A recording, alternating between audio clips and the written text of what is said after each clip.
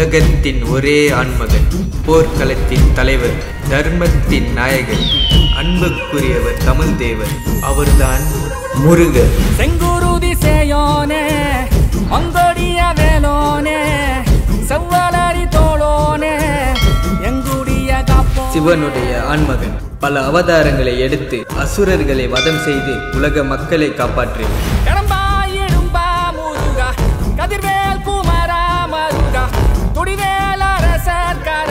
எந்த ஒரு சூழ்நிலைகள் வந்தாலும் அதிலிருந்து பின் வாங்காமல் அதிலும் தன்னை முன்னிறுத்தி ஒரு ஜோதியாக தென்படுவார்.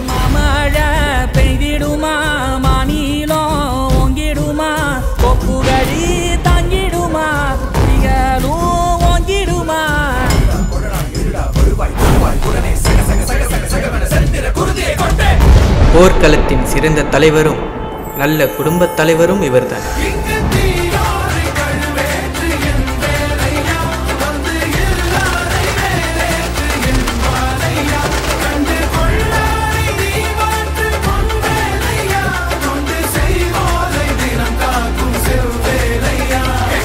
மனிதனுடைய சிந்தனையும் செயலும் முருகர் கையில் இருக்கும் வேல் போன்று கூர்மையாக இருக்க வேண்டும்.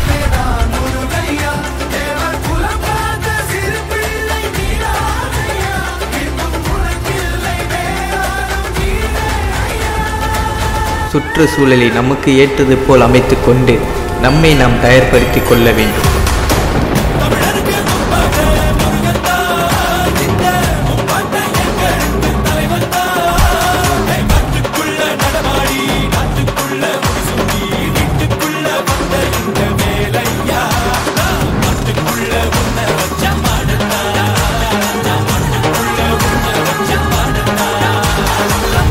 சிறகடித்து பறக்கும் மயில் தோகை விரித்து ஆடினால் நடராஜர் போல் ஆடும். வாழ்க்கையின் லட்சியங்களை அடைந்த பிறகு நம் குடும்பத்தினர் தோகை விரித்து ஆடும் மயில் போல நம்மை ரசிப்பார்கள்.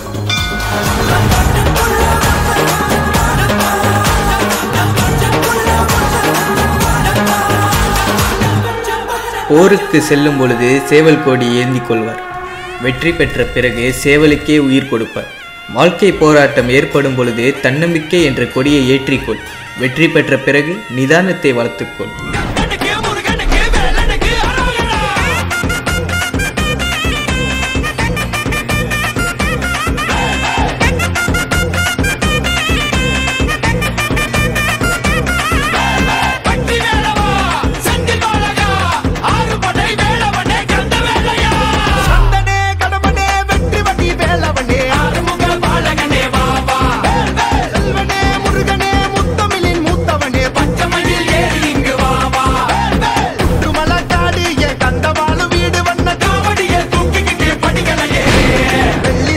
வாழ்க்கை பாடங்களை அழகாக மக்களுக்கு எடுத்து கூறியுள்ளார்.